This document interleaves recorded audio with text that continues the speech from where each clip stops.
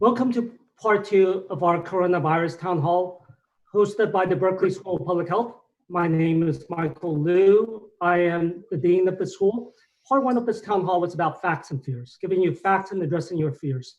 We had a great turnout for the town hall, 3,000 in the live audience and more than 50,000 views. We had lots of questions and got through about half of those.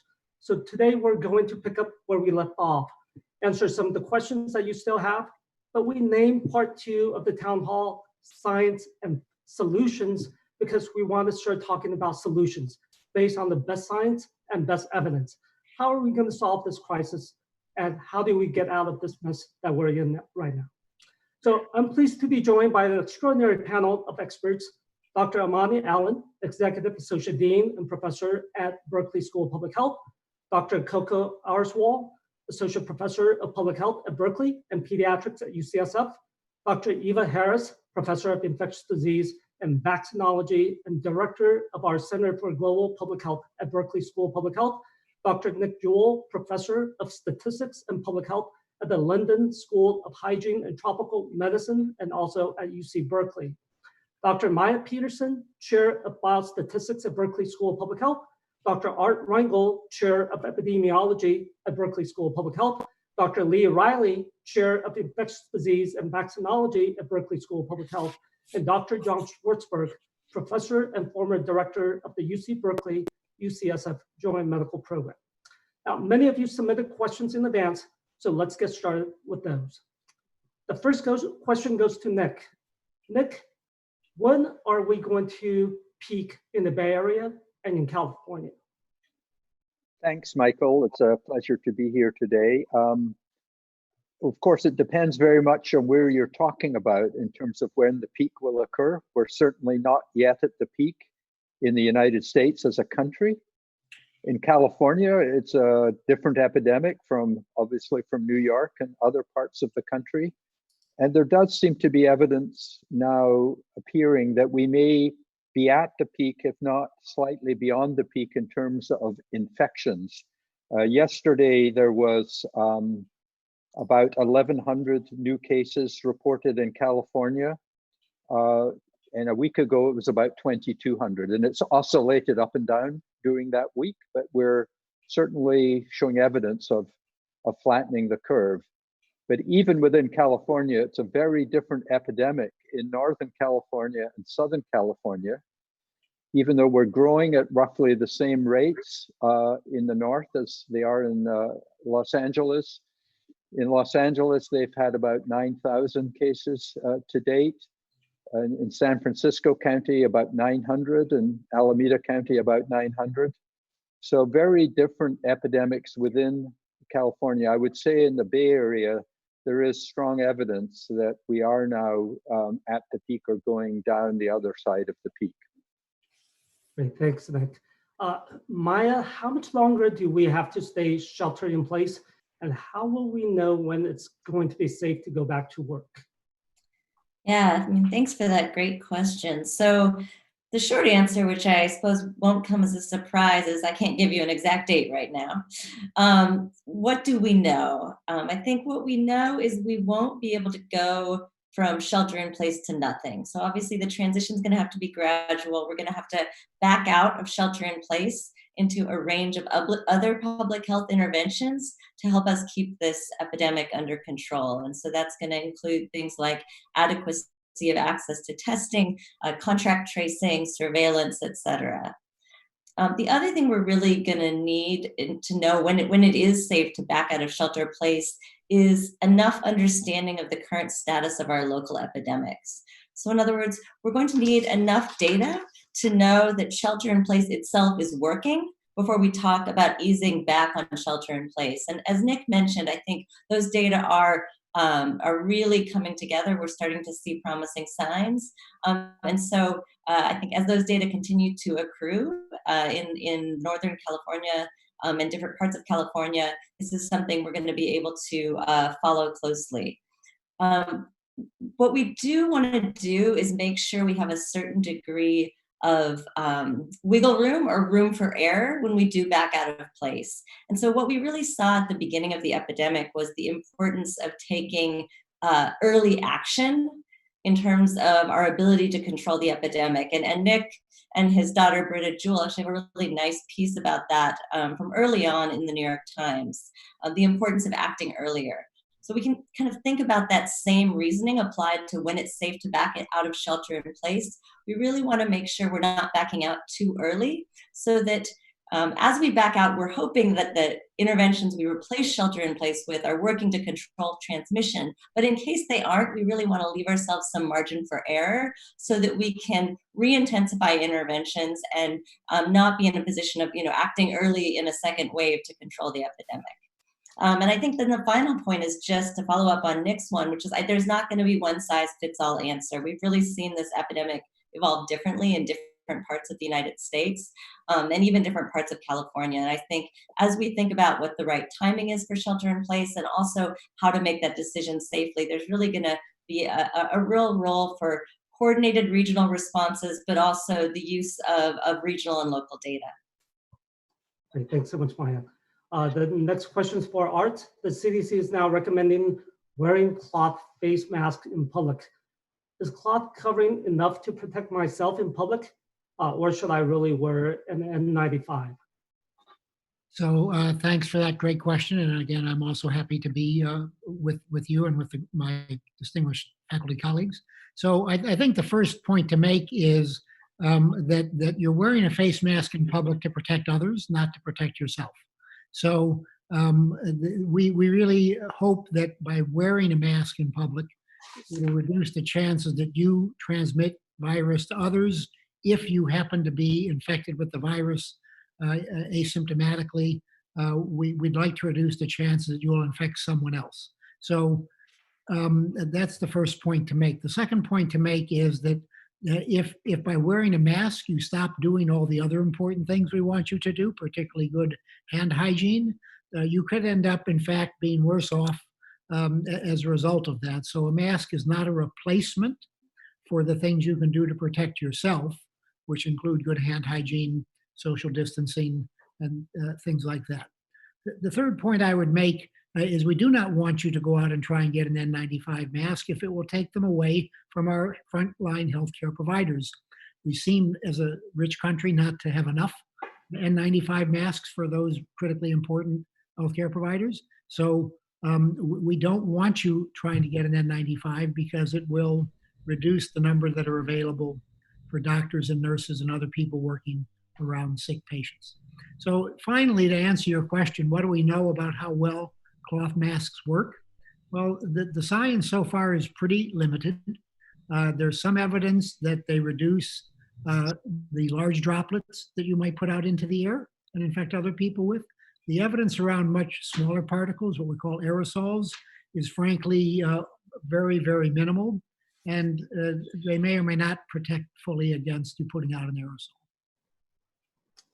Great, thanks, Art. The next question is for Lee, and we just heard Art said that we don't want you to go out and get an N95 mask, but the question is, if I have one N95 mask already, how long can I use it? How can we sanitize a mask to reuse it? And how does reusing the mask reduce its effectiveness?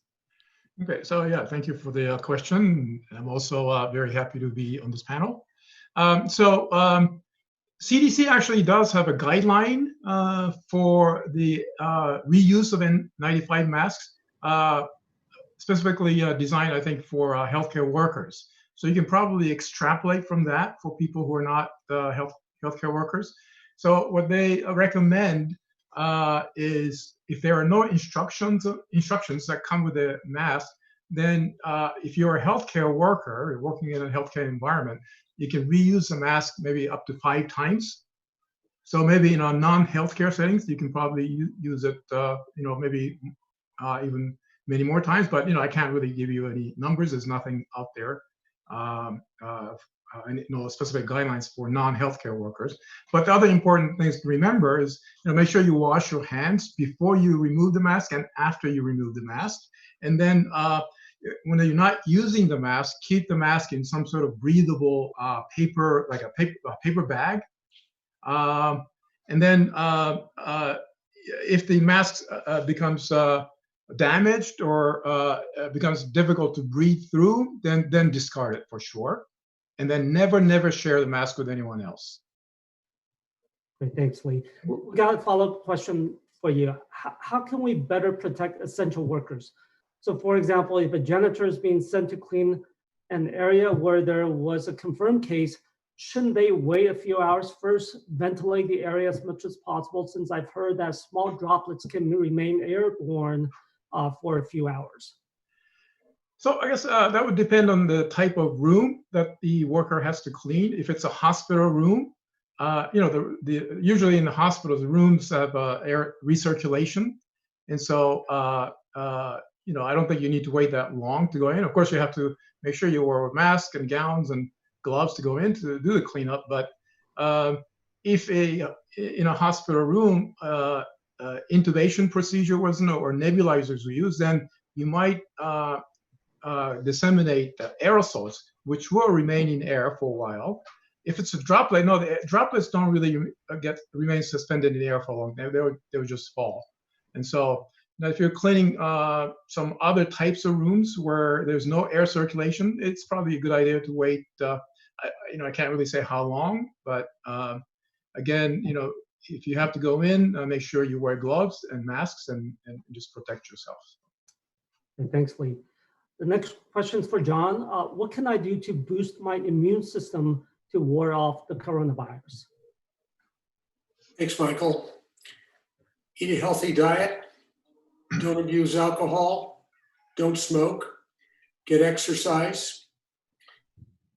Try to deal with your stress. We're all under stress right now, but try to deal with it as best you can. That's the recipe. There's no magic potion you can take that's going to boost your immune system. Save your money on that and spend it on good, healthy food if you can get it. Thanks, John. And what's a typical timeline for COVID-19, John? How long is the incubation period before you become symptomatic? And how long does complete recovery take? Sure. The data is fairly clear on this now. The incubation period ranges from 2 days to about 14 days.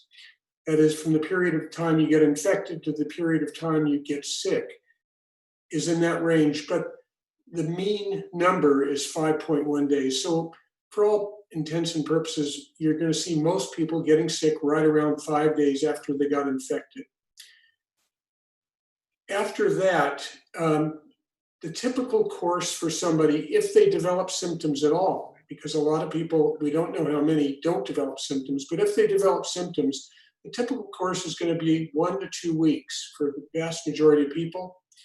After that, a much smaller percentage, maybe about 20% at the most, get sicker, or they get sicker during that course of time.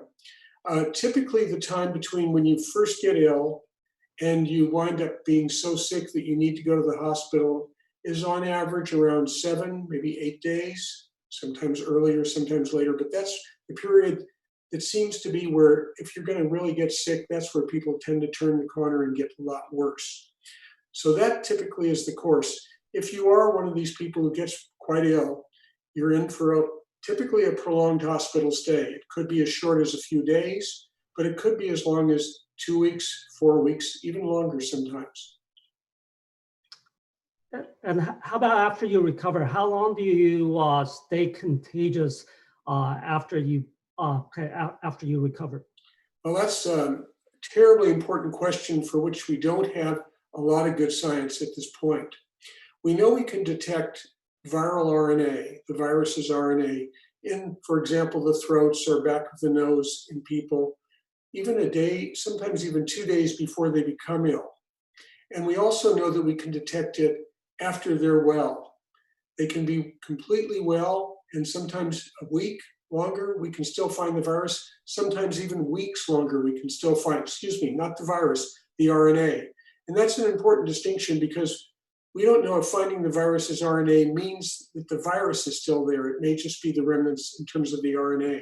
So this is a burning question from an infection control standpoint, certainly from the standpoint of making plans for the public going back to work. Okay, thanks, Lee. Thanks, John. Speaking of people who have no symptoms, Eva, I heard you and your colleagues are launching a study looking at the prevalence of infection among people who are asymptomatic. Can you tell us a little more about the study? Yes, we're very excited about this, and it's really about to launch any day now.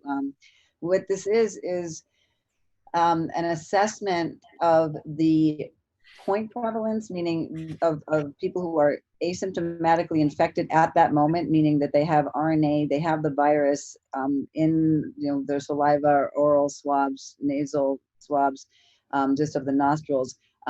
Or they have been exposed and have been infected in the past, and that you can measure by an antibody test, meaning when you get infected with a virus, your immune system will make antibodies, and then after that, you can then detect those antibodies. So it's essentially like a fossil or a record, an imprint of an infection in the past.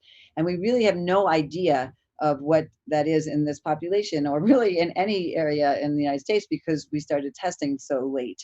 So we didn't catch it early enough to know what the spread was at the moment. And so what we need to do now is look backwards, and that will give us a sense. So what we're doing is a large study. It's going to be 5,000 people at 5 different time points. So we're going to follow people over time.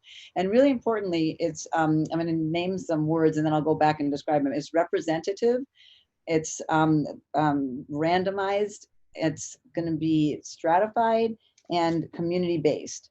And what I mean by representative is that this is going to be a number of East Bay communities, and it's going to be the type of demographic, the age, 18 to 60, the sex. So it's going to essentially be representative of the population, as opposed to what we call a convenient sampling if you just like went to a parking lot in a store, for instance. So this, we're going to have a really good sense of what the demographics of the population is. And we're going to also stratify it by zip code. So we're going to make sure that we have a good geographic spread. And then it's going to be, this is going to be essentially, we're going to be mailing 300,000 flyers in English and Spanish to your doors. And please, if you're interested, you just fill out, and there's a secure website where this just shows that you're interested. And then we're going to make that random stratified sample, and then we'll contact you. And at that point, you get in your mail a little kit where you can take your own saliva and an oral swab and your nostril swab, and then you take a little lancet and essentially a drop of blood. And then you mail that back, and we do the assay to see whether you have RNA from the virus that you're carrying at that moment, or whether you or essentially people in your neighborhood have had exposure and have antibodies. And so that will give us exactly the information that Maya was saying, which is not only what is the prevalence right now, but also what, as we lift those social mitigation strategies in a careful way, since we'll be doing this every 4 to 6 weeks, we'll be able to see what is the effect, and in different areas where we're doing different types of strategies to back out of the shelter in place. Thanks, Eva. Truly a very, very important study. The next question goes to Coco. What do we know about COVID-19 in children and teens? Thank you so much, Michael. I'm also thrilled to be here and hoping this webinar will help our community. Fortunately, as a parent and as a pediatrician, I'm happy to say that the majority of COVID-19 infections in children and youth under 19 tend to be mild, with very low chance of hospitalization or critical illness. In fact, they're so mild that most of them are undiagnosed. So most young people who have COVID-19 never get the test, and it'll be unlikely that we'll have a good sense of how many of them really got infected. It is important to note that some children are at higher risk. Chronically ill children, especially those with cancer or autoimmune diseases or asthma, may be at higher risk. And we also, from data in China, are concerned about infants under 1 year of age being at higher risk. There's no sign of vertical transmission from mothers who are infected to the fetus. That's the medical information. The biggest concern I have really is about the psychosocial well-being of children, especially children who are at the highest risk for negative outcomes. I know my epidemiology colleagues understand that shelter in place happens at a cost. And those are particularly high for children who depend on adults who aren't in their family to keep an eye on them and protect them. And so those children are at higher risk for negative outcomes.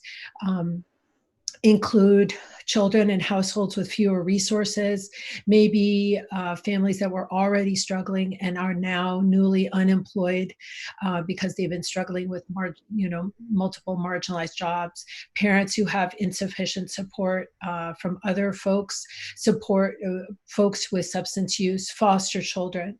So I would say, given that I'm hoping many people will see this webinar, that I would encourage each and every one of you to reach out to a family with children this week and see what you can do to support them. You can do it without seeing them face to face, with phone support, talking to parents who are stressed, offering people resources, food, toys, delivering food to their home, delivering produce. And there are good websites, including the American Academy of Pediatrics has good websites and guiding parents on how to be able to work with children while they're trying to maybe work at home, or how to go outside without being fearful. And the Society for Adolescent Health and Medicine also has good guidance. Social distancing is probably harder on teenagers than anyone in the world, and except maybe people experiencing homelessness. But teenagers really have a hard time. And so the website adolescenthealth.org has great resources for families. Thank you for your question. And I have a follow-up question for you. After sheltering in place for a month, can kids from two neighboring families have play dates as long as they're still avoiding outside exposures? This is such a hard question. The teenage version of that is my boyfriend and I have both been really good for the last 4 weeks, and we promise we haven't seen anyone else. Can't we see each other? And can't children have play dates? Unfortunately, the answer is no. Having play dates increase the risk for both families. Shelter in place means you may not be infected so far, but there's nothing about shelter in place that means that you may not have a new infection, including infections that are asymptomatic. Like I said already, most children, or not most, but many children, we don't know how many, but a large percentage, it appears, have asymptomatic infections. So that means children between two families could act as bridges of infection. Remember, shelter in place doesn't mean we're living in a glass bubble. We're all going out to get food. We have interactions. We touch surfaces out in the world. And we may have family members at home who are vulnerable to increased risk. So right now, I think it's important to avail yourself of the resources you have through virtual playdates, through the AAP websites I shared, and the adolescenthealth.org, and do things together that can be fun, that will alleviate your stress too. Because the best way to help yourself feel better will be to do things, the best way to help your child feel better will be to do things that are fun for you as well. Thanks, Coco. Amani, recent reports suggest that the pandemic seems to be hitting people of color the hardest. Is that true? And if so, why is that? Thank you for that question, Michael. And like my other colleague said, happy to be on this panel today. Well, we know, according to current data for the United States, which of course we know is incomplete at the present moment, that COVID-19 is having a disproportionate impact on communities of color and low socioeconomic communities. And Blacks in particular seem to be most heavily impacted, with some cities showing infection, hospitalization, and death rates that are 2 to 3 times higher than other groups.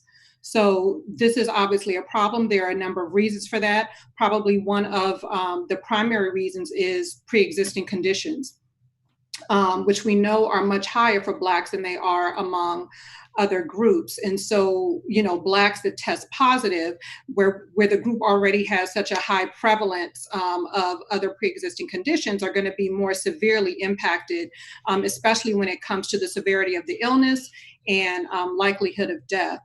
So I think that's one reason. Another reason is socioeconomic status, which obviously impacts one's ability to effectively shelter in place or work from home, which therefore increases the risk of exposure for these groups, and in particularly Blacks, given that they comprise the majority of the essential workforce. And then a third reason I would say is lack of adequate testing, which we know is particularly problematic in communities of color, which are the hardest hit communities. So right now, at least, it does not look like resources are being distributed according to need and are not hitting the places that are being most severely impacted. And so those are just three of probably many other reasons why we're seeing these disproportionate rates among communities of color, but Blacks in particular. So Imani, what can we do to better protect communities of color? Well, I think there are a number of things that we can do. First and foremost is collection of data by race. I would also argue by income and occupation, because those three things are not mutually exclusive. They interact with one another, and without complete data, we don't have a complete picture of the groups that are being most impacted. We know that some cities are seeing up to 64% of cases without any data on race. So it's hard to know what's happening in those areas. And that's common across the United States. And so first and foremost is the collection of data by race and some of these other factors. Second, I would say, is widespread testing. We need to have an idea of who's positive, regardless of whether they're showing symptoms or not. I would say an infusion of essential healthcare services in areas that are being hardest hit, and also the infusion of supports in areas, supplies in areas that are being the hardest hit. So we gave orders for people to shelter in place without giving people the kind of supplies that they need to protect themselves and others while they shelter in place.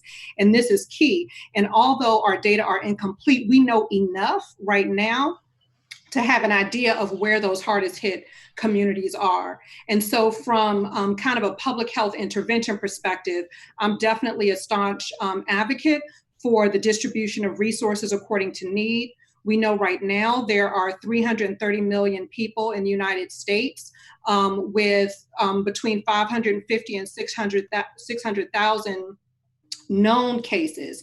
And we know that's probably an underreport.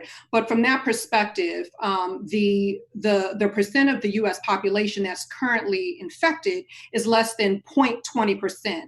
And so interventions that are interventions based on giving everyone the same thing really may not be the most efficient use of resources, as opposed to really distributing resources, again, according to need.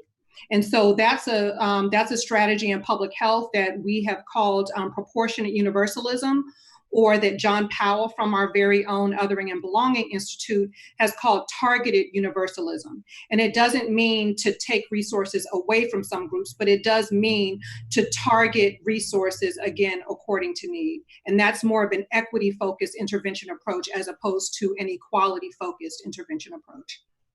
Thank you, Imani. Coco, what's going on with all the homeless people in the Bay Area during this pandemic? Where did they go during sheltering in place, and are we doing enough to protect them? Well, that's a question that's so appropriate to have after Imani's excellent response. There are multiple intersectional factors that affect the health of people who are unsheltered. That means that there's multiple ways in which unsheltered folks are have less access to resources, including historical and structural racism. So people experiencing homelessness are disproportionately people of color, and particularly Black. They are also disproportionately older and disproportionately lack access to resources through their families to protect themselves during this time. So unlike some of our young adult family members maybe who've retreated home to find a place to stay during that time, they cannot protect themselves from infection and cannot protect themselves from contact with people who are infected through social distancing or transmission if they're exposed, or And so they are not only suffering from the baseline access of basic needs that they have, but right now it's actually worse. It appears from outreach workers that they're seeing actually more people who are homeless right now and more people who are needing shelter. And that's really of concern to all of us because if we are going to properly shelter in place, flatten the curve, decrease access, decrease the demand for services, and protect our healthcare workers and lift shelter in place safely, really everyone has got to be sheltered in place. And so right now, tell me, I'm sorry, Michael, I didn't mean to cut you off. Just what should Bay Area communities be doing? Yeah, so absolutely. So what we need to be doing right now, and read my mind, is that we need to get people out of congregate settings, which we know aren't safe, out of encampments and off the street, and have them be moved to hotels where they can be protected from infection. If they're not yet infected. And for the majority of them now, we think who are infected, protect others from the infection that they have for the duration of shelter in place, and probably thereafter, given the predicted recurrences of infection and need for shelter in place. So I think for individual citizens, what you can do is encourage your local officials to do this and to do it rapidly, and to also donate generously to resources that are really struggling to care for people experiencing homelessness, youth experiencing homelessness, and families experiencing homelessness in your community. And it's also, if there are folks in your community who you know or you recognize who are experiencing homelessness, it's totally fine and a really good time to perhaps share some food with them in a socially distant way. I would not encourage people to go to encampments or do anything like that on your own, but if you're passing by someone, being kind and giving them some food in a way that protects them from infection, possibly from you, is totally appropriate. We're going to be sending out some guidelines from the School of Public Health. We've already given guidelines to the Board of Supervisors in San Francisco, and we'll be sharing other guidelines. And if you want to understand this from a global perspective, I would really encourage you to read the lovely op-ed by Lee Riley and our MPH grad, Eva Raphael, who wrote about the effect of COVID-19 in slums. And really, the encampments that folks live in here are our slums, and which they pointed out. And so I think this is really a global issue, but one that we should be able to address as a wealthy nation. Thank you, Kuka. This next question is for Nick. The University of Washington Institute for Health Metrics and Evaluation projected last week that California would have 1,783 virus deaths by the beginning of August, far below the over 6,000 deaths that it predicted a week earlier. Do you agree with their projections?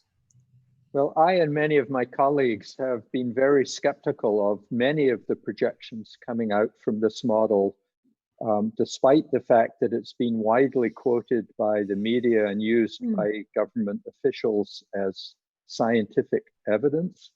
The California jump is just one. The New York number of deaths that were projected, cumulative number of deaths, changed by over 60% within the first 3 days of the projections coming out.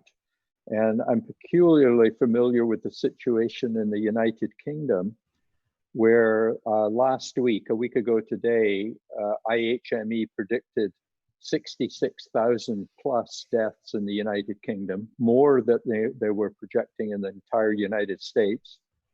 Within 3 days, they halved that number to about 37,000 deaths. And 3 days later, yesterday, they would dropped it to 23,000 plus deaths. So I really question the value of predictions that are changing that much in a very short period of time. I think in general, the projections are qualitatively reasonable in terms of an order of magnitude, maybe for a week or two out from the current day, but they're very suspicious in several places beyond that. So I would treat those projections with a very big grain of salt. And this is a question for you and also for Maya. Do we have enough ICU beds and ventilators in the Bay Area? I'll let you go first, Nick. Well, I think, no, I'm going to let you go, Maya. I think you know about this much better than I do. I would say we're not working with the entire Bay Area, but in general, right now, we're doing fairly well. And certainly when we look at experiences in other parts of the United States, such as New York, I mean, I think everyone's been following the Bay Area story, and things have evolved here quite differently. I think what we do need to be careful of, though, is the false sense of assurance that because the epidemic has evolved here differently so far, that we're somehow qualitatively different, and that we don't also run the risks of overwhelming our hospital resources if we act too early or without enough infrastructure in place and enough monitoring in place and enough of a rational data-driven decision system in place when we think about taking the next steps of gradually backing out of shelter in place.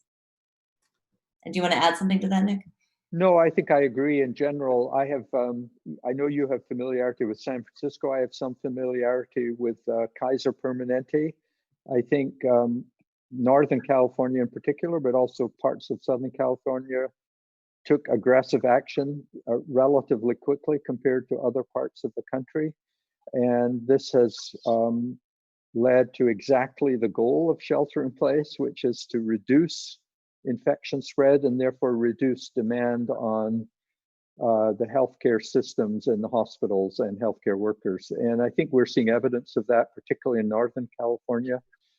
I think we're seeing the opportunity to then use the time that that has gained us to continue being on high alert, continue preparations for any change in infection rates, as you point out, as people start to change behavior, that we don't slip back into an increased rate of infection. So it's really quite positive news from the San Francisco Bay Area perspective, despite the fact that, of course, we're still seeing some deaths and still quite a few infections day to day.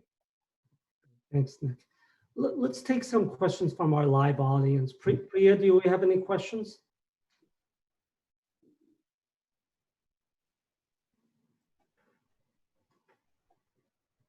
Priya, you're on mute.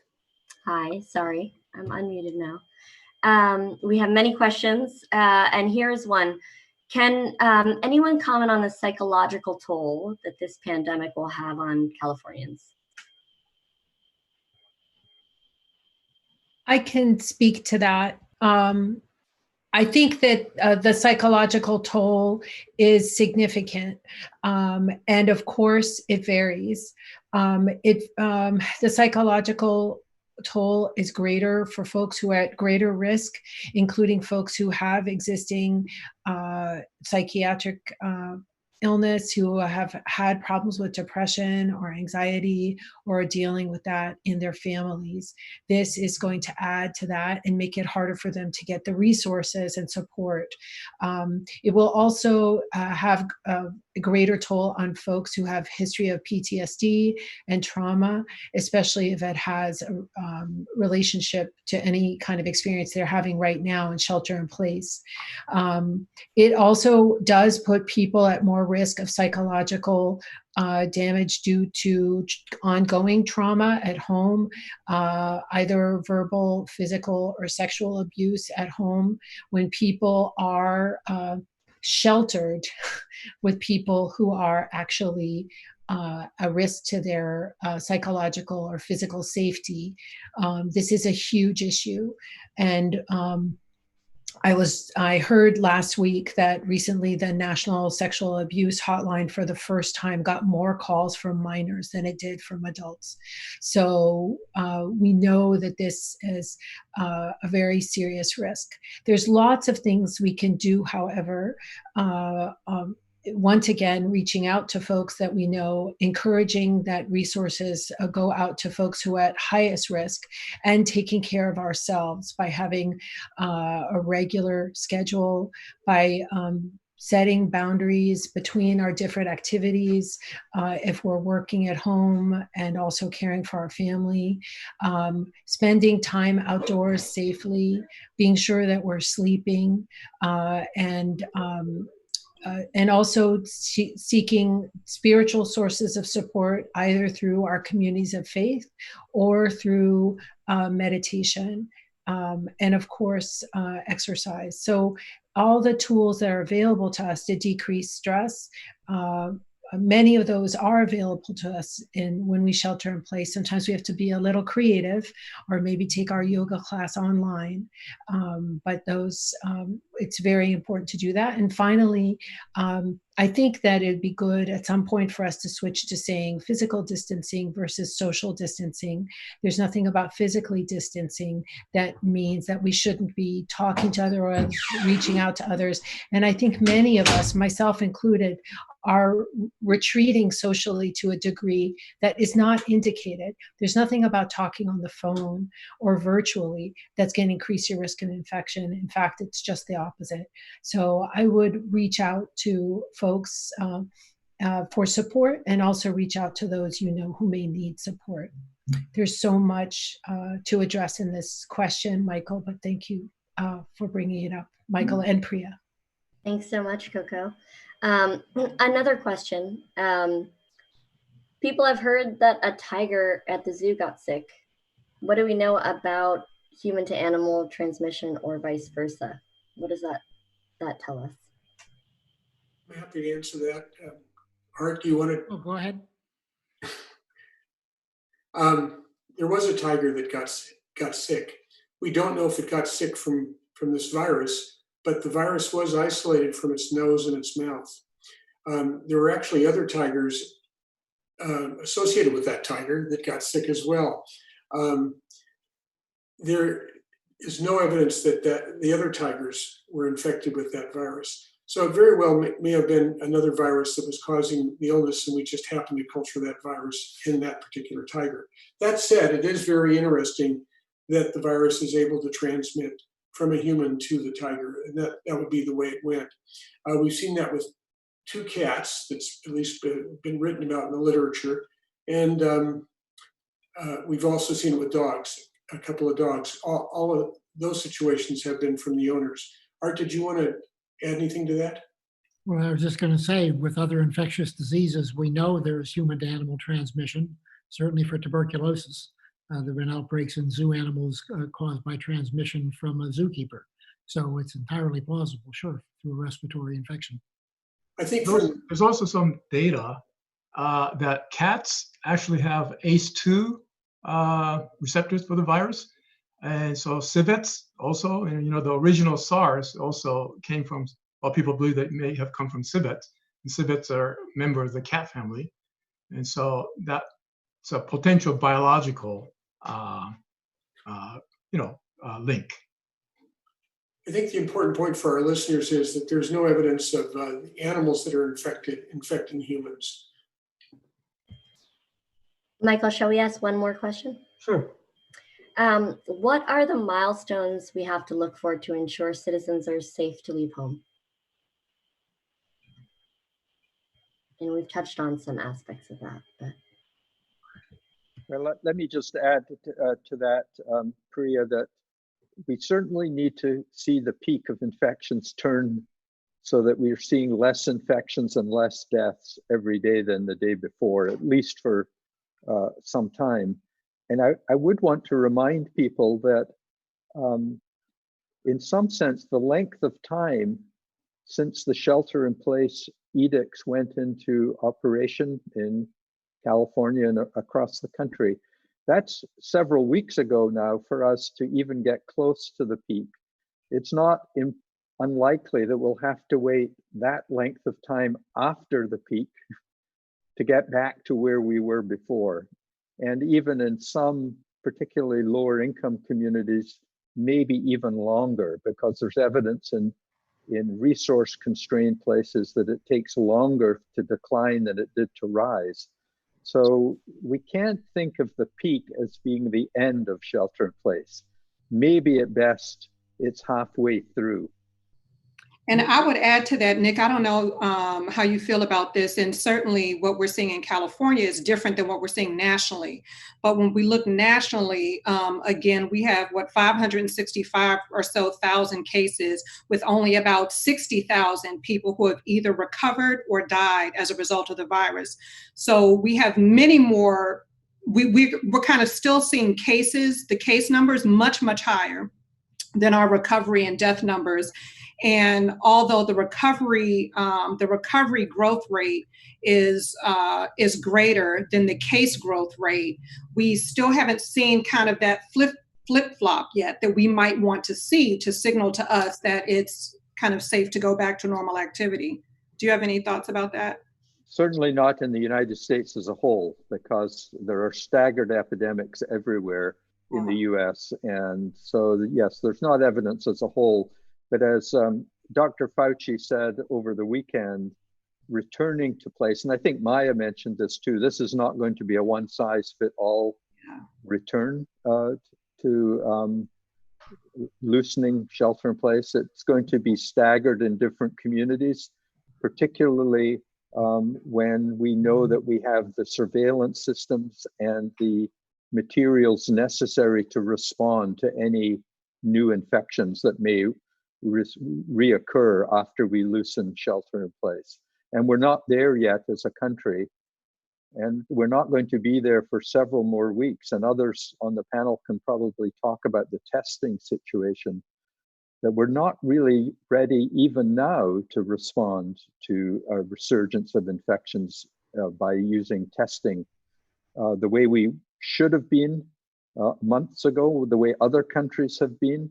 The United States has been woefully behind on its ability to respond to the testing demands, and we're not there yet, is my understanding. So if I could just quickly elaborate on what Nick was saying, I think the things we need are, first of all, states or local areas need to have a plan, a thoughtful plan for what they're going to do. Secondly, we absolutely need more testing, preferably rapid point of care diagnostic tests where you can have a result in 15 minutes, not 3 days. And third, we need to substantially beef up the public health infrastructure with the kind of personnel who are going to be necessary to follow up on positive individuals and, when appropriate, isolate and quarantine people. And we need to train those people and hire them and get them into position. And can I just add, go ahead, Mike. Oh, and just so I strongly echo all of those points, and I think I would just add to that or build out on one of those points, which is we need sort of thoughtful, data-driven, regional, at a minimum, regional decision making. I think we're not going to have a one-size-fits-all approach because the epidemic's developing so differently. At the same time, it shouldn't be an individual level approach where I'm watching the case numbers and the deaths and I think, well, you know what, actually they've been going down for quite a while, so I feel like I'm safe to go out. And that may seem obvious, but I think what we really will need is, as part of our coordinated decision making, some good analytic tools to make sure we're making the best sense out of the data we have available, both the case counts, the deaths, and also hospitalizations. And we've heard a lot about kind of the limitations of testing data to date, but that does mean that it's hard to interpret changes in case counts. It's hard to interpret them or compare them across different parts of the country. It's hard to compare them across a given setting over time. And so we're going to see some improved ability to make sense, I think, of the testing data as testing comes online, and crucially as population-based testing comes online, like the type that Eva described. And there's additional initiatives starting up in San Francisco as well.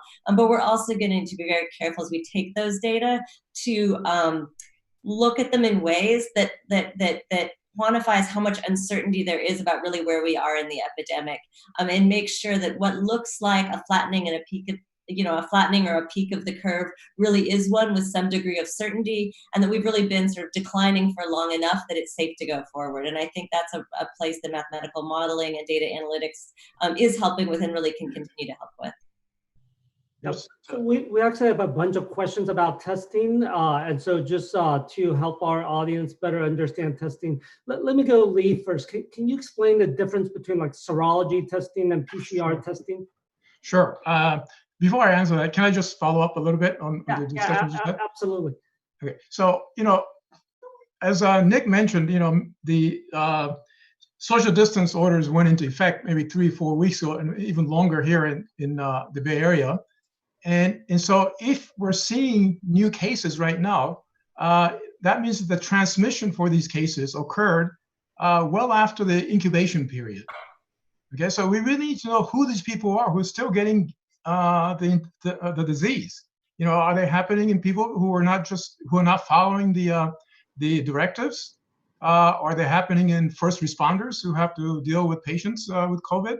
Who are these people? I think we really need to get these data right now and then target that population in the context of that population. Really understand why the transmission is still taking place. The transmissions are actually happening after these directives went into effect. And so if you're going to do the testing, now I can talk about the testing. I don't think Nick is right that we still don't have enough test kits available to do what we need to do. And so short of that, we need to know, we need to at least have enough tests to test for these people who are coming down with the disease right now, and then find contacts of those people, and then isolate those people, put them in quarantine. So you have a more of a targeted testing approach, as Amani mentioned. Not just targeting interventions, but also targeting testing, because we just don't have the type of testing capability that a lot of the Asian countries have. And then, so in terms of serology and the PCR, Eva actually discussed this quite well. So the antibody test or serology test tells you when you were infected, or the past infection. So it gives you a picture, a more sensitive picture of what proportion of the population may have been infected with this virus. Whereas a PCR tells you whether you have the infection right now or not at the time, either pre-incubation period, pre-symptomatic period, or during the symptomatic period. And so these two tests give you two different types of information, both of which are quite useful. And once we get the antibody test done, like Eva is doing, then we can go back and see how many of those people who are antibody positive, who are also tested with PCR, where the PCR test was negative. That will tell you the sensitivity of that PCR test. If many of the people who are antibody positive were PCR negative, that means that the test that they were using is not very good. And so this is a very important data that Eva is really collecting. Lee, I think you just answered. Yep. Oh, go ahead. Yeah, I think Lee, you just answered the next question, which is on top of a lot of people's mind, is why can't we just do serology tests on everyone and send those who's built up antibodies against the virus back to work? Should I answer that, or? Yeah, you or Art, John, anyone who wants to answer that question, which is what we're hearing a lot. Just test people for antibodies and send those who are immune back to work. Well, let me start. So right now, we don't know enough about this virus to know whether immune response to this virus is indeed protected. We don't have that kind of information. Now, if you sort of use the data from what we now know about the original SARS virus, it appears that people can mount antibody against the original SARS virus, but it takes about four weeks for the antibody level to peak. And then it really doesn't stay that long. Maybe after about a year, it starts waning. And this is also true with the common cold causing coronaviruses. There, the antibody may peak around 2 to 4 weeks. And then after about a year, the antibody level is back down to the baseline level. And so if that's true with this COV2, that's a little concerning. Maybe it will give you some level of protection for a period of time, but maybe it may not be long lasting. Now, these are the studies with, of course, SARS and MERS were done experimentally. And, we never had a chance to see if they were protective or not because SARS completely disappeared. MERS, we may have information because, it's still continuing in the Middle East.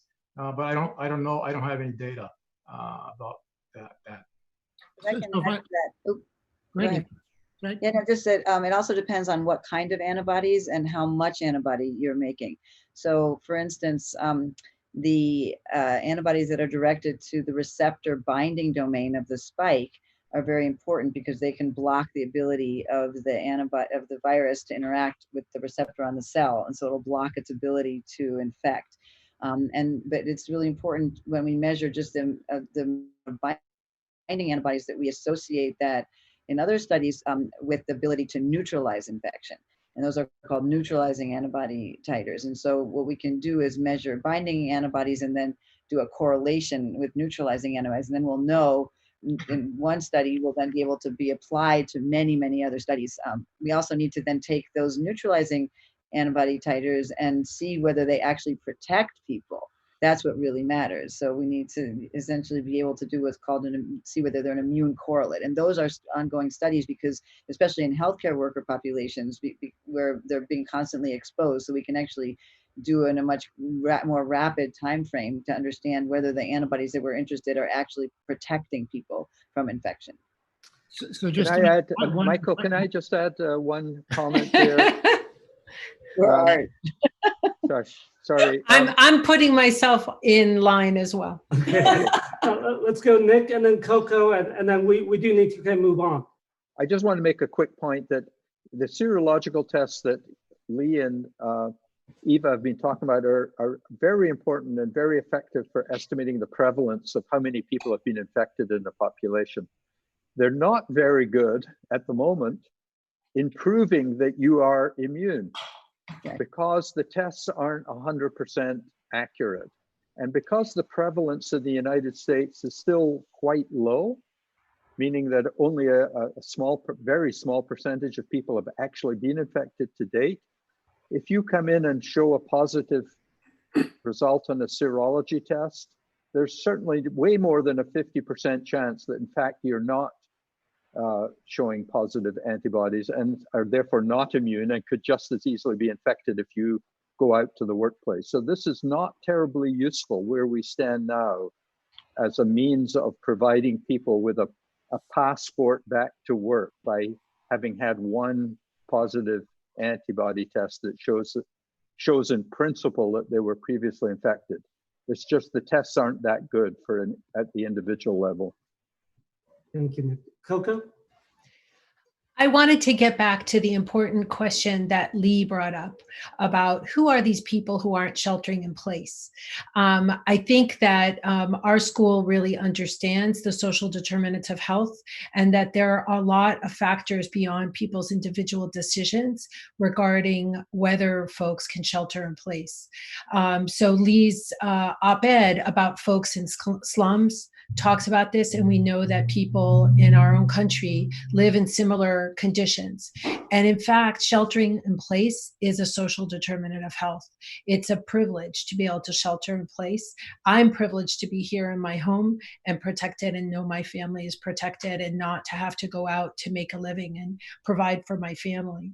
And so it's really important for us to understand that and know that because we have disparities in resources, like Amani was talking about, disparities in the resources that families have in order to shelter in place, that is going to affect the success of shelter in place overall.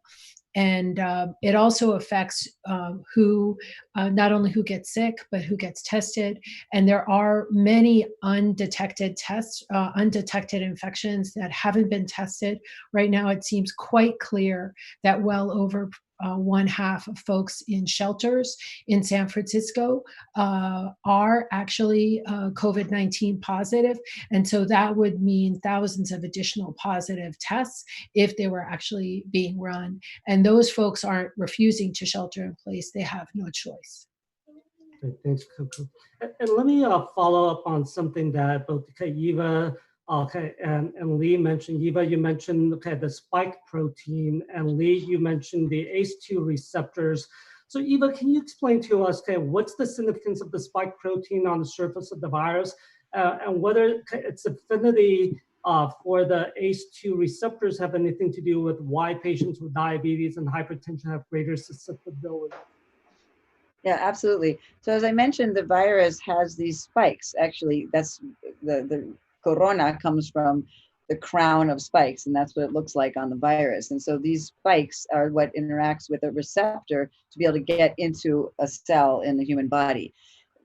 This SARS-CoV-2 has evolved to be able to interact with what's called the ACE2 receptor on airway epithelial cells in particular, and other types of cells. And so that's very important for several reasons. It explains in part some of the demographics or who's being infected, because for instance, elderly people have more ACE2 on the cells in their lower airways. So that's one reason where they're more susceptible. And also it also can be associated with diabetes and hypertension. It's kind of a double-edged sword, because when you have a lot of the ACE2, then the spike and then the virus can infect the cell. When it does, it brings that receptor inside the cell. It turns out that the ACE2 is in balance with another receptor called ACE1, or just ACE. And that's a very important balance for controlling the level of inflammation. So when you go down with the ACE2, you end up with more ACE and more angiotensin 2 and more inflammation, and that can actually cause the disease pathology. So that's these 2 points. One is the amount of infection, and the other is the pathology and inflammation that happens. What's really important about diabetics and hypertension is that a lot of the medications that are taken for both diabetes and hypertension actually are ACE inhibitors. And so they're going to bring down the level of the ACE, and they're going to increase the level of ACE2. And that's going to then allow more viral infection into those cells. And you've also heard that the coronaviruses that cause SARS and MERS and now COVID-19 all came from bats. So what's up with bats, and why are they such good hosts for coronavirus? Yeah, well, it's really fascinating. They're hosts for many viruses, and it has to do actually with their flight.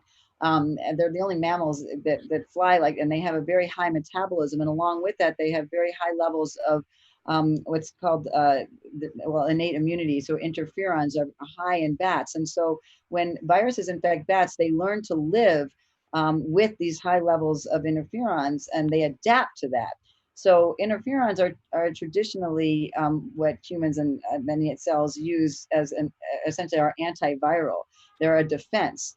And so when these really kind of super potent viruses then move into humans, they actually are more resistant to the innate immune response in humans, because we're essentially weaker than what they find in the bats. And so in a way, the bats are making these hyper potent viruses that can then just slam into the human populations. And then I also heard that this pandemic started in the wet market in Wuhan. So what is it about the conditions in these wet live animal markets that increase the risk of an outbreak? Well, the issue is that there are viruses in animals that we don't encounter in everyday life, which are essentially game or wild animals, which are caught and brought to wet markets, and then are there in close proximity to humans that otherwise wouldn't be exposed. And the viruses that are harbored in some of those wild animals can actually come from bats into these animals, and then from there to humans. It looks like an important element in the evolution of the SARS-CoV-2. One is the ability to bind the ACE2 receptor, and that looks very similar to a region of the virus in pangolins, which are a wild animal that are in some of these markets. And so it could have been that that the virus picked up, from the bat virus, picked up a piece of genetic material from the wild animal, the pangolin, or it could be something else intermediate. And then that allowed it to then be able to infect humans because it was able to then interact with the ACE2 receptor. So that's what actually happens when we are in that's why it's very important to be able to leave the animal habitats intact, and also regulate the amount of interaction with wild animals and humans.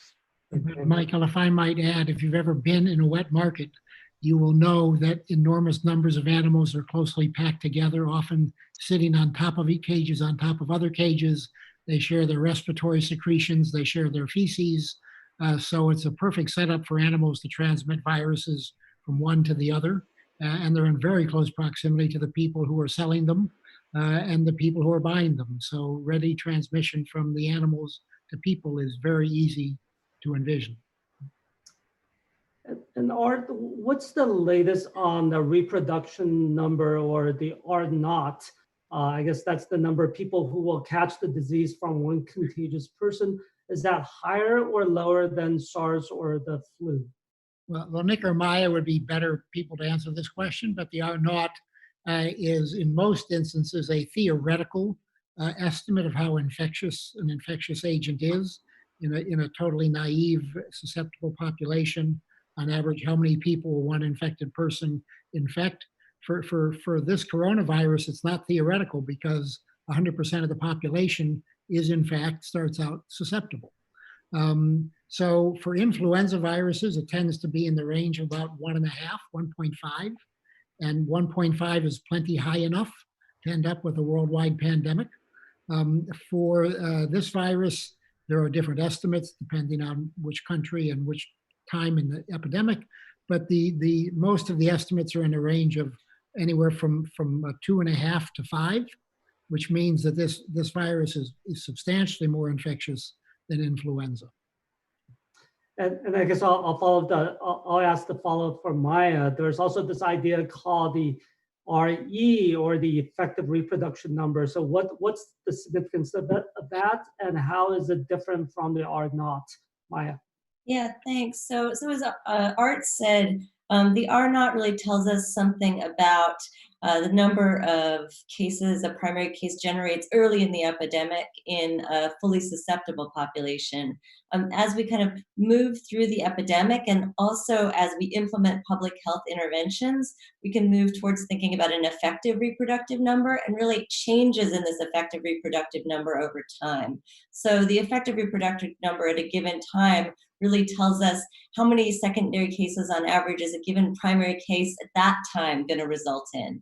And that's an important concept, because we can think about changing this over time by doing the sort of range of public health interventions that we've been discussing today, from really decreasing the number of contacts through things like shelter in place, decreasing how likely it is a given contact is going to result in transmission through things like masks. We can talk about reducing sort of the duration of infectiousness by identifying new cases early and isolating them, preventing them from affecting other people. And then, as we think forward towards having a vaccine, hopefully, in the coming months, we can think about as well using that to reduce the sort of susceptibility of the population. And so really, as we move forward, we want to think about this as a dynamic quantity that we're actually able to take proactive measures to bring down. And that's really one thing that what our public health interventions are aiming to do. Thank you, Maya. And I guess back to you, Art. What is the latest on lethality, and how does it compare with the flu, swine flu, SARS, bird flu, and Ebola? So I think you're probably referring to the case fatality proportion, and Right. That's the percentage of people who get sick who die. And so for people probably know that really depends on several factors. First of all, how old you are. Second of all, how sick you are in the first place with these various underlying health conditions. Third, how good is the medical care you get. But leaving all of those fine points aside, for something like Ebola, certainly in the early outbreaks, it was anywhere from 70 to 90% of people who got Ebola died. So an incredibly lethal virus, if you will. The MERS also has a pretty substantial mortality of around 30 to 40% of people who get it will die. Avian influenza, it's also around 50% of people who get avian influenza, typically straight from a bird, will die. For this particular virus, there's some disagreement, but it's certainly, it's generally thought to be somewhere in the range of perhaps 0.5% up to 1% of people who get sick with the virus will die. Well, let's take some more questions from our live audience. Priya, other questions?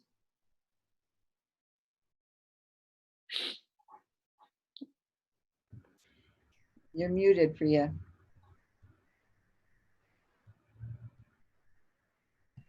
Hi, can you hear me? I'm Yep. trying to unmute. So sorry. Okay, so here are a few questions from our live audience. Why are there conflicting reports about COVID-19 symptoms? I've heard pulmonary pneumonia to altitude sickness to no sickness at all. John, that's a perfect one for you. Thank you, Art.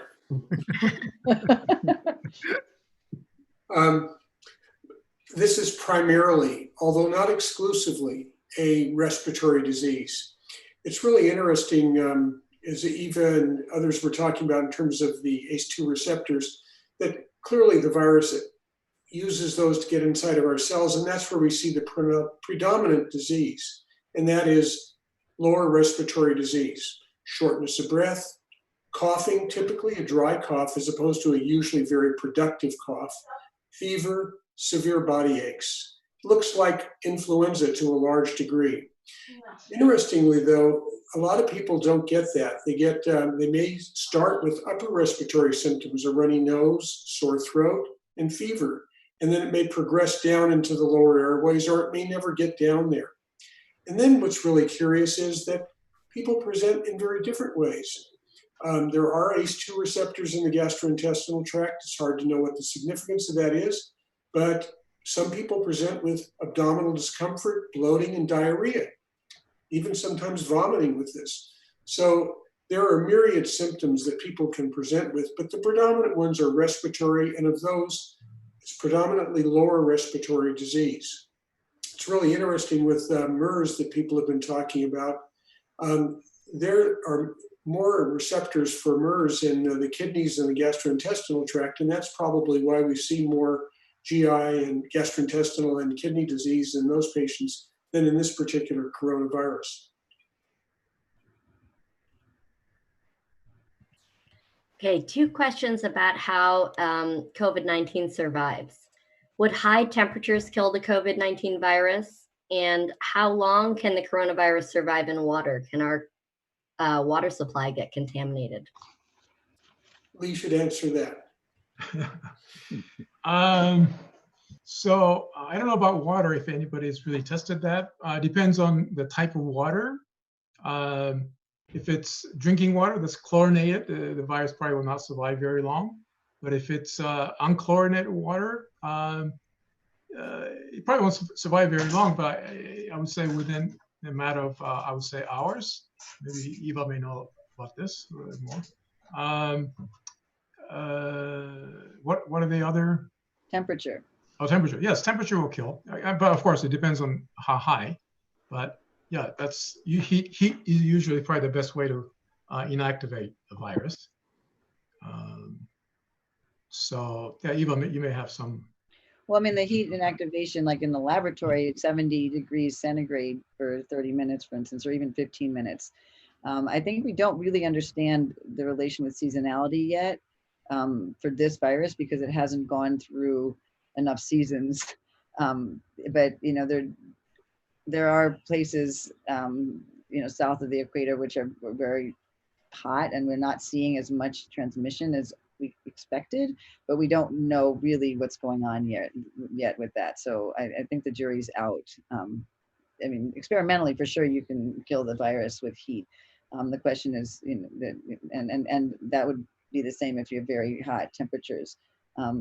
So we're still really trying to figure out what the relation with weather and humidity and seasons are with this guy. Thank you. We had a few questions about this last time and a few more today. Can the virus be sexually transmitted? And if I'm a person with only one partner, should I be abstaining from sex? So, you know, I think first of all, the answer is when people have sex, they often exchange oral secretions. So in that sense, if you're kissing or having mouth contact, then close contact, there could be transmission. But if you mean, is there transmission via sexual fluids? I think we don't really have any data about the presence of the virus in sexual fluids. I don't know of any case reports of sexual transmission. Maybe Eva or Lee do, or John does. I don't It's know. hard to have sex without getting very close to a person. I was going to say, any advice about abstention? Okay. Zoom. Well, the CDC says that your safest sexual partner is yourself. I mean, the bodily fluids that have a lot of virus, my understanding are blood and secretions, and that in urine and urine and some other fluids, there is a lot in respiratory secretions, and there's very little from blood and urine. There's more in feces. Right. So, given that feces are in nether regions, that could affect things, but it does seem that semen or vaginal secretions, which most likely come from transmission through mucous membranes of plasma and blood, it seems unlikely that those would have coronavirus. I didn't see data about those either, but I would not counsel patients to be concerned about that. Thanks, Thank you. Coco. Yeah, Michael, yeah, oh. we got a bunch of questions about treatment and prevention, and we got about 15 minutes left. So let's do a rapid round of questions. We'll start with you, Lee. Can we use antibodies from the plasma of recovered patients to treat COVID-19? Well, theoretically, yes. Again, as we talked about earlier, if the antibody response is indeed protective, that approach may work.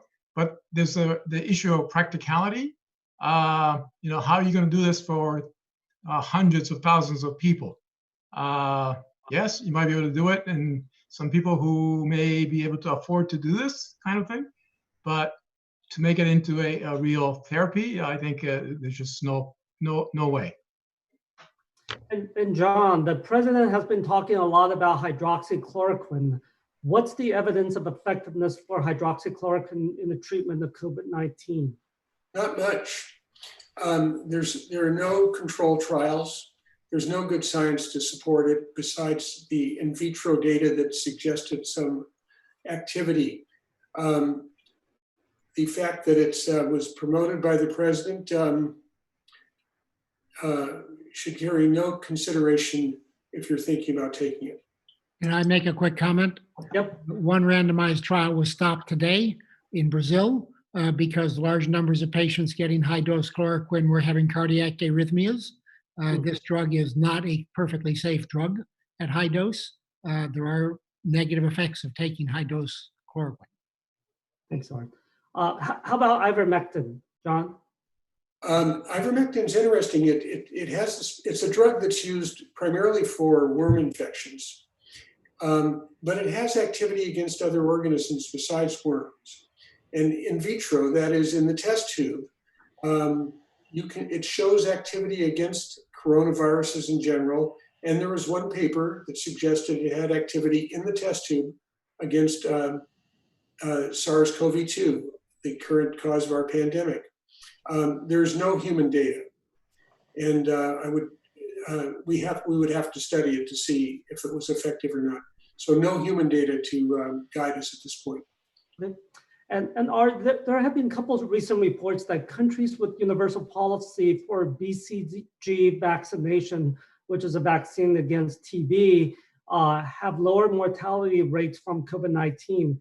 Can BCG be deployed to fight against COVID-19? Well, there are actually a couple of trials that are started to look at that. So while I'm probably one of the world's most enthusiastic people about vaccination of children, I would, and BCG is a very potent, non-specific stimulator of the immune system. I personally would rather have a vaccine against coronavirus than try and use BCG to protect against coronavirus, but I suppose these clinical trials may or may not answer the question. Yeah, if you look at the data from different countries that use and don't use BCG, there's really no correlation with protection against coronavirus. For instance, a lot of the Western European countries stopped using BCG in the mid-2000s. So it hasn't been that long since those countries stopped using. So why are we seeing so many coronavirus deaths and severe diseases in Europe?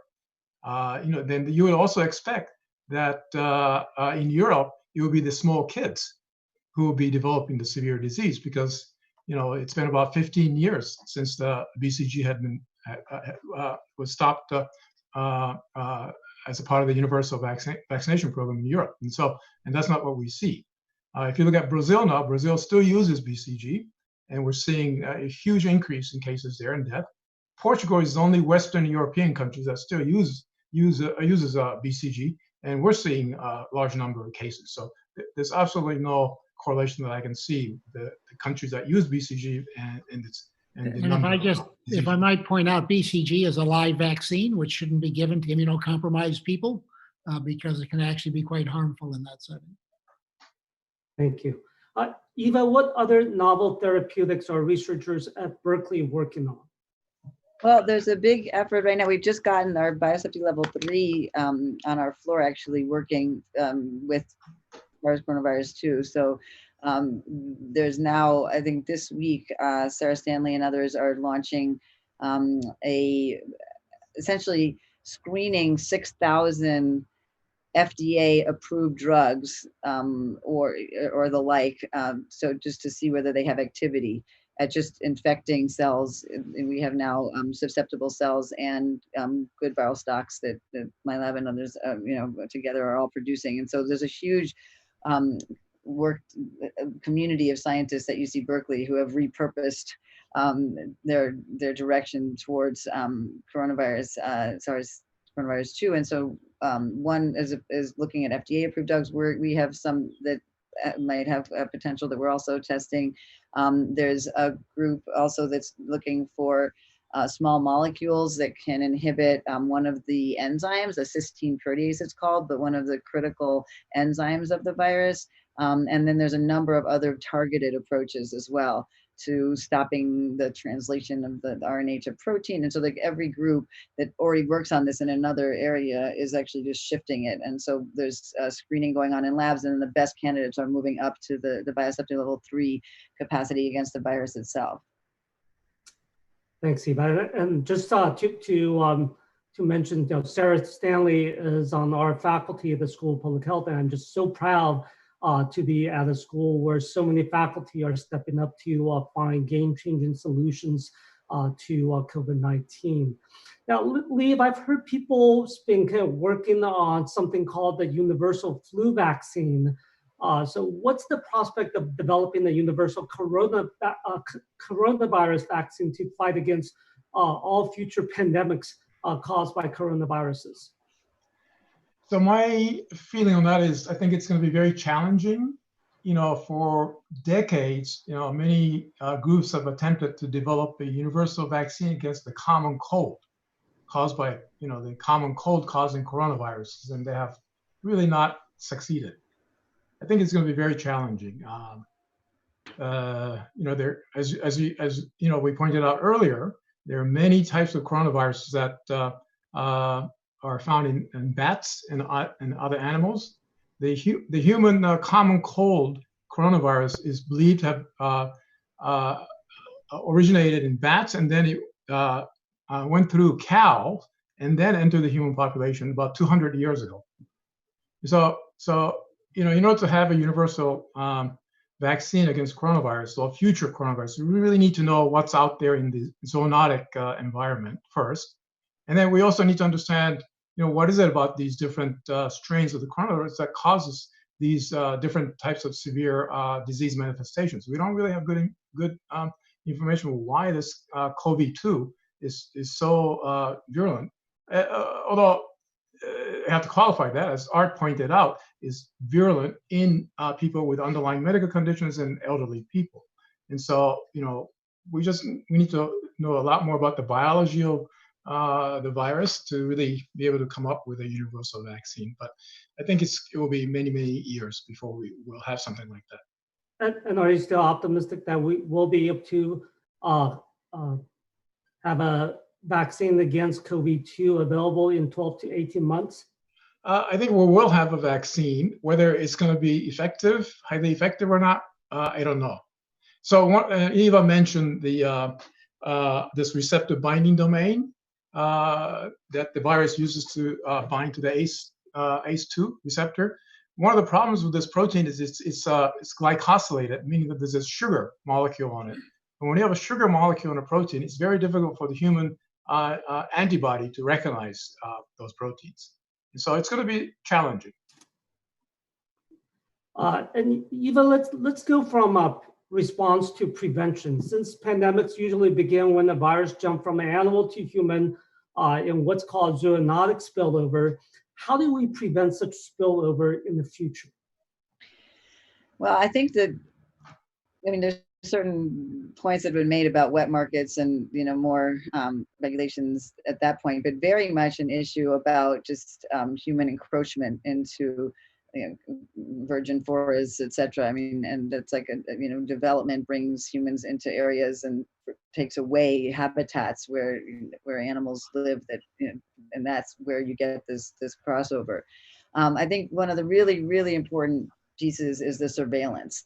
I mean, I think it'll be difficult to know where every single virus may or may not jump, but as soon as there's a recognition of anything unusual, I mean, this, for instance, you know, in China there were cases, you know, a month or so at least before the alarm was sounded.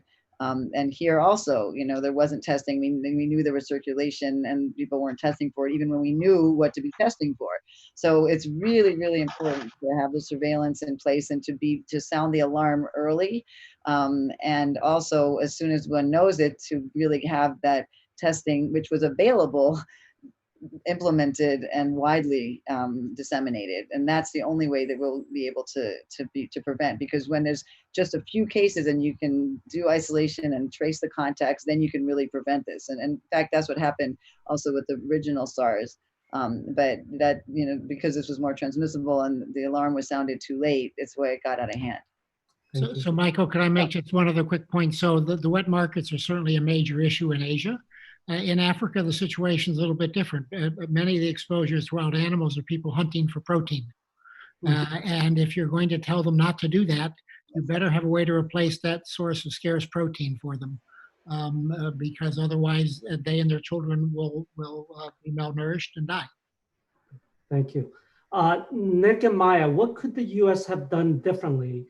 What lessons have we learned globally? Well, let me start and then I'll let Maya get the last word. I think the biggest lesson is we moved far too slowly. We didn't pay attention.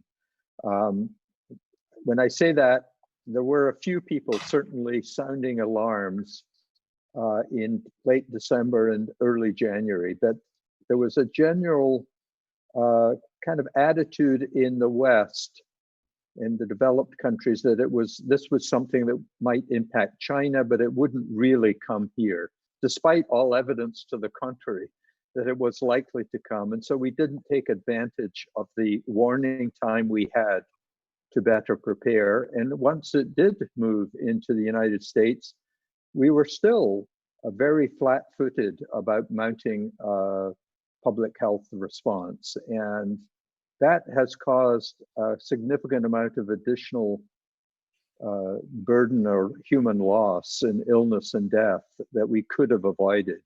And rather than looking back and trying to cast blame about that, I would just urge that we look forward to protecting the population against any resurgence of the epidemic once we get our arms around this wave, and that we learn from these lessons and that we invest in the public health infrastructure that Art has talked about to provide the resources to fight off infections of this virus and other viruses in the future. I would second all those points strongly. I mean, I think we have been faced with a really fractured public health infrastructure in many places, underfunded and understaffed. And part of that as well is a lack of an adequate data infrastructure to both catch things early and guide the response. And so I think, echoing Nick, instead of looking backwards, I think looking forwards, rebuilding our public health infrastructure, ensuring we also build trust in trust in governments and trust in communications around public health as well will be a key part of the message. And I think that's another lesson that we can take globally from places that have been successful. And so I think that's another key piece of the puzzle moving forward. And Amani, as coronavirus spreads across the US, so has xenophobia and anti-Asian racism. What is that and what can we do about it? So I'm looking at the clock right now. It's 6 o'clock, and I honestly don't think that the time left will allow me to do Justice's question at all, or many of the other things we could be talking about related to social determinants of health. So I'll suggest that perhaps we consider that for a follow-up webinar. Yeah, I'm getting a bunch of texts from Priya right now that there's a outcry for a follow-up town hall, so we'll certainly do that. Coco, I'm going to give you the last word, and you've been co-leading the effort to mobilize our faculty, our students, our staff to help out the Bay Area communities in this time of great public health crisis. Can you talk about what we're doing and how people can help? Well, we've had a fantastic response in the School of Public Health to mobilize together to provide support to our community. We've done that in a number of different ways. One has been just direct community support and having volunteers from our community who can safely do so, working with folks to help get basic needs to them. So for instance, working with the Basic Needs Center to get volunteer food delivery to unstably housed or quarantined students who would not get fed otherwise. We're also leveraging our skills in public health to support local communities, and certainly other faculty members on this call are also doing that. So offering our services to the agencies that are dealing and working with vulnerable populations to try to shore them up. We, like I said, are going to turn in this policy analysis regarding housing and people experiencing homelessness, and we're helping to link students to opportunities to intern to support those agencies. We are also providing support to the needs related to clinical care. So we've done work collaborating with researchers to address the need to be creative around PPEs and how to repurpose them or make different types of PPE, maybe even 3D printing them and those kinds of things. We've also done work to collect PPE from the community. And most recently, in the last few days, we've started an effort to collect chargers for people who are hospitalized and have no form of human contact except people coming in bubble suits, seeing them once a day, and have phones that are dead, and we know that human contact helps us fight infections.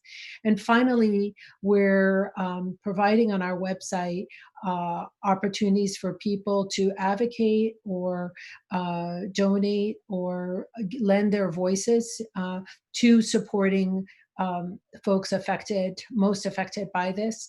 And so we have tons of links on our website for people to mobilize virtually. You can do a lot sitting on your couch and affecting this. If you're part of the School of Public Health community, you can write to engage@berkeley.edu and become one of our volunteers. And otherwise, you can look on the Berkeley, the School of Public Health website and look for Community Action Team. And there are links there that anyone in the world could take a look at and engage in to help. Great last word to end today's town hall on. Please join me in thanking our panelists, Dr. Amani Allen, Dr. Coco Auerswald, Dr. Eva Harris, Dr. Nick Jewell, Dr. Maya Peterson, Dr. Art Reingold, Dr. Lee Riley, and Dr. Schwartzberg. I'm Michael Liu. Thank you for joining us today, and please join us again at our next Berkeley Town Hall as we continue to bring you the most accurate and up-to-date information on COVID-19. Take care and stay well, everyone. See you next time. Bye-bye.